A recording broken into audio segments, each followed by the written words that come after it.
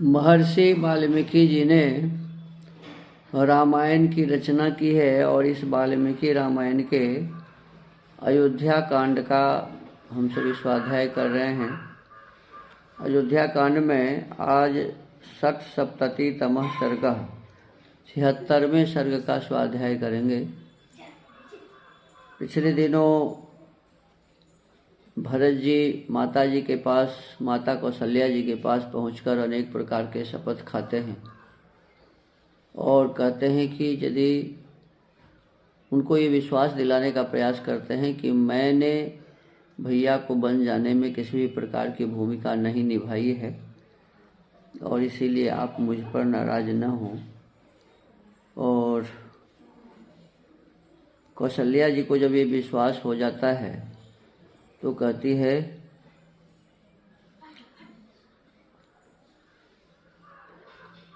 बेटा तुम अनेकानेक शपथ खाकर जो मेरे प्राणों को पीड़ा दे रहे हो, इससे मेरा यह दुख और भी बढ़ता जा रहा है। महात्मा भरत भी दुख से आर्त होकर विलाप कर रहे थे और माता जी भी रो रही थी। पृथ्वी पर इस प्रकार गिर गए भरत और माता जी।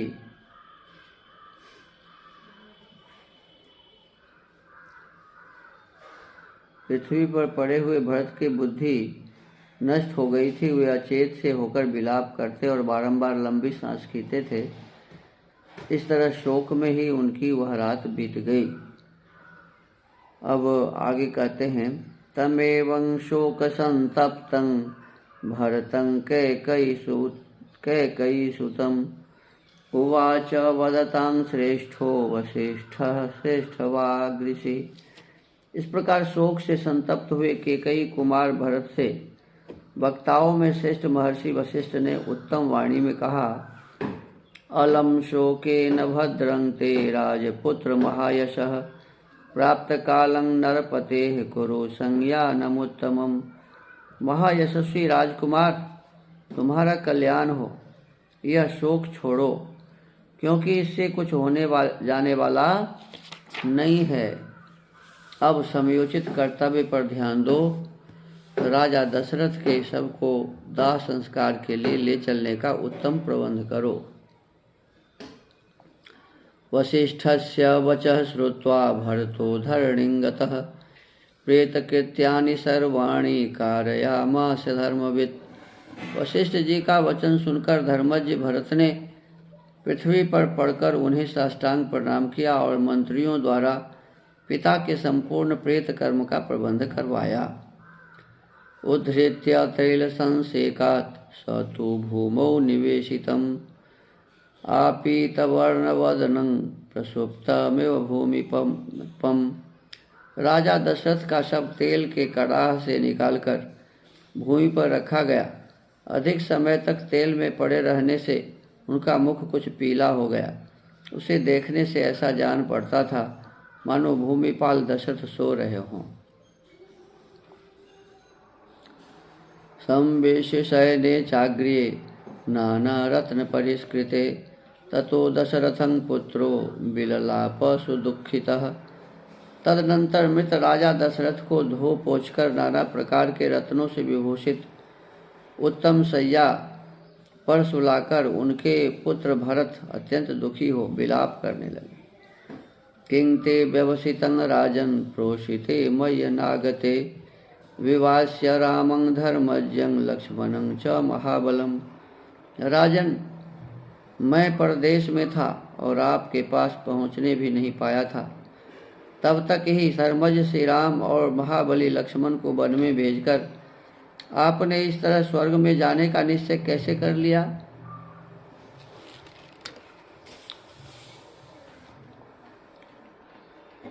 को यास्यसि महाराज हि त्वेमं दुःखितं जनम् हीनं पुरुष सिंहेन रामेणाक्लिष्ट कर्मणा। महाराज, अनायास ही महान कर्म करने वाले पुरुष सिंह श्री राम से हीन इस दुखी सेवक को छोड़ आप कहाँ चले जाएंगे? योगक्षेमे तु ते व्यग्रं कोऽस्मिन् कल्पयिता पुरे त्वयि प्रयाते स्वस्थात रामे च वनमाश्रिते। तात आप स्वर्ग को चल दिए और श्री राम ने वन का आश्रय लिया। ऐसी दशा में आपके इस नगर में निश्चिंतता पूर्वक प्रजा के योग क्षेम की व्यवस्था कौन करेगा? विधवा पृथ्वी राजंस त्वया हीना न राजते हीन चंद्रेव रजनी नगरी प्रतिभाति माम। राजन, आपके बिना यह पृथ्वी विधवा के समान हो गई है, अतः इसकी शोभा नहीं हो रही है। यह पुरी भी मुझे चंद्रहीन रात्रि के समान श्रेयहीन प्रतीत होती है। एवं विलपमानं तं भरतं दीनमानसं अब्रवीद वचनं भूयो वसिष्ठस्तु महामुनि। इस प्रकार दीन चित्त होकर विलाप करते हुए भरत से महामुनि वशिष्ठ ने फिर कहा, प्रेत कार्यानि यान्यस्य कर्तव्यानि विशाम्पते ते तान्य व्यग्रं महाबाहो क्रियतामविचारितम्। महाबाहो, इन महाराज के लिए जो कुछ भी प्रेत कर्म करने हैं उन्हें बिना विचारे शांतचित होकर करो। तथेति भरतो वाक्यं वसिष्ठस्याभिपूज्य तत् ऋत्विक पुरोहिताचार्यांश त्वरयामास सर्वशः। तब बहुत अच्छा कहकर भरत ने वशिष्ठ जी की आज्ञा शिरोधार्य की तथा ऋत्विक पुरोहित और आचार्य सबको इस कार्य के लिए जल्दी करने को कहा। ये त्वग्नयो नरेन्द्रस्य अग्न्यगाराद् बहिष्कृताः ऋत्विग्भिर्याजकैश्चैव ते हूयन्ते यथा विधि। राजा की अग्निशाला से जो अग्नियां बाहर निकाली गई थीं, उनमें ऋत्विजों और याजकों द्वारा विधि पूर्वक हवन किया गया। शिबिकायामथारोप्य राजानं गतचेतनं बाष्पकंठा विमनशस्तमुहुः परिचारकाः। तत्पश्चात महाराज दशरथ के प्राणहीन शरीर को पालकी में बिठाकर परिचारक गण उन्हें स्मशान भूमि को ले चले।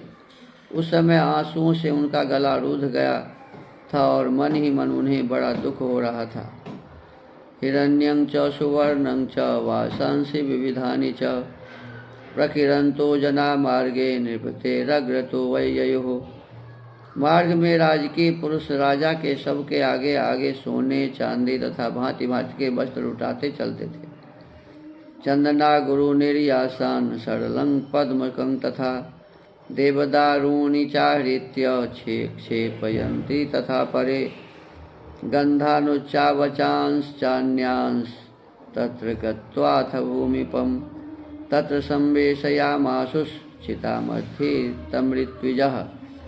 श्मशान भूमि में पहुंचकर चिता तैयार की जाने लगी। किसी ने चंदन लाकर रखा तो किसी ने अगर कोई गुगुल तथा कोई सरल पद्मक और देवदारू की लकड़ियां ला लाकर चिता में डालने लगे। कुछ लोगों ने तरह तरह के सुगंधित पदार्थ लाकर छोड़े, जिसके बाद ऋत्विजों ने राजा के शव को चिता पर रखा। तदा हुतासनं हुत्वा जे पुस्तस्य तद्ऋत्विजः जगुश्च ते यथा शास्त्रं तत्र सामानि सामगाः। उस समय अग्नि में आहुति देकर उनके ऋत्विजों ने वेदोक्त मंत्रों का जप किया। सामगान करने वाले विद्वान शास्त्रीय पद्धति के अनुसार साम श्रुतियों का गायन करने लगे। देखिए कितनी बड़ी बात बताई जा रही है। दुर्भाग्य कैसा हो गया हमारे इस देश का, समाज का। विद्वान लोग तो पढ़ते हैं इसे, लेकिन पढ़ने के बाद भी उनकी बुद्धि कहाँ चली गई पता नहीं चल रहा है। लोग मरने के बाद कोई भी धार्मिक कर्म नहीं करते। अब देखिए दशरथ जी का शरीर पड़ा हुआ है, स्मशान में ले जाने की तैयारी है और इसमें लिखा हुआ है कि पहले वहाँ यज्ञ किया गया। राजा की अग्निशाला से जो अग्नियां बाहर निकाली गई थी उनमें ऋत्विजों और याजकों द्वारा विधि पूर्वक हवन किया गया। ये वाल्मीकि रामायण अयोध्या कांड के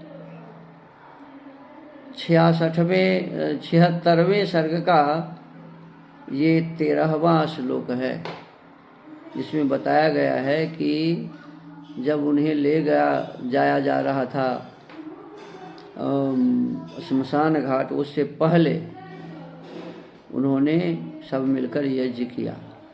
और फिर आगे लिखा हुआ है इसी अयोध्या कांड के 76वें सर्ग के 18वें श्लोक में कि उस समय अग्नि में आहुति देकर उनके ऋत्विजों ने वेदोक्त मंत्रों का जप किया। वेद मंत्रों के माध्यम से अग्नि में आहुति डाली गई, अर्थात चिता में जहाँ पर लिटाया गया था उनको अग्नि प्रवेश करा के हवन किया गया। अब ये सभी विधियाँ छूट गई हैं, ये सभी लोग छोड़ दिए हैं आलस्य और प्रमाद से। हमारे विद्वान भी सही तरीके से नहीं बता पा रहे हैं लोगों को। आगे कहते हैं शिविकाभिश्चया नैश्च यथार्हं तस्य योषितः नगरा नेर्ययुस्तत्र वृद्धैः परिवृतास्तथा प्रसव्यं चापितं चक्रुर्ऋत्विजोऽग्निचितं निपम् स्त्रियश्च शोकसंतप्ताः कौसल्या प्रमुखास्तदा। इसके बाद चिता में आग लगाई गई। तदनंतर राजा दशरथ की कौशल्या आदि रानियां बूढ़े रक्षकों से घिरी हुई यथायोग्य शिविकाओं तथा रथों पर आरूढ़ होकर नगर से निकली तथा शोक से संतप्त हो श्मशान भूमि में आकर अश्वमेधांत यज्ञों के अनुष्ठाता राजा दशरथ के शव की परिक्रमा करने लगी। साथ ही ऋत्विजों ने भी उस शव की परिक्रमा की। अब देखो उनकी पत्नी भी आई थी जलाने के लिए, ऐसा लिखा हुआ है। क्रौंचीनामेव नारीणां निनादस्तत्र शुश्रूवे आर्तानां करुणं काले क्रोशन्तीनां सहस्रशः। उस समय वहाँ करुण क्रंदन करती हुई सहस्रों शोकार्त रानियों का आर्तनाद कुररियों के चित्कार के समान सुनाई देता था। ये स्वाभाविक था, पति के जाने के बाद तो महिलाएं रोती। ततो रुदन्त्यो विवशा विलप्य च पुनः पुनः यानेभ्यः सरयूतीरमवतेरुर्निपांगनाः। दाह कर्म के पश्चात विवश होकर रोती हुई वे राजरानियां बारंबार विलाप करके सवारियों से ही सरयू के तट पर जाकर उतरी।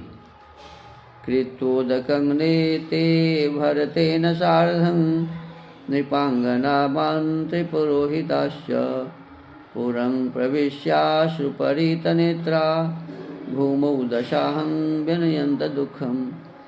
भरत के साथ रानियों, मंत्रियों और पुरोहितों ने भी राजा के लिए जलांजलि दी।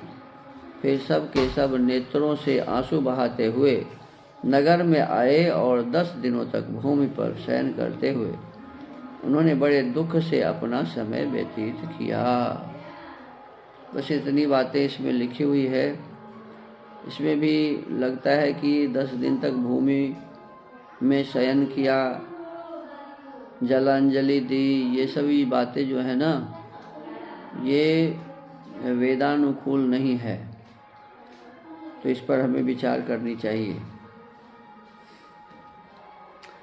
वेद में तो लिखा है कि भस्मांतम शरीरम, जब शरीर भस्म हो जाता है इसके पश्चात मृतक के लिए कोई भी क्रिया नहीं होती है, तो जलांजलि वाली बात कहाँ से आई। और 10 दिन तक जमीन पर सोने, भूमि पर शयन करने का क्या मतलब। भूमि पर तो सदा लोग सोते हैं, उस 10 दिन ही केवल थोड़े सोते हैं। इस पर विचार करने वाली बात है। इसी के साथ आज के इस वाल्मीकि रामायण के स्वाध्याय के क्रम को यहीं विराम देते हैं। सबको नमस्ते। ओम।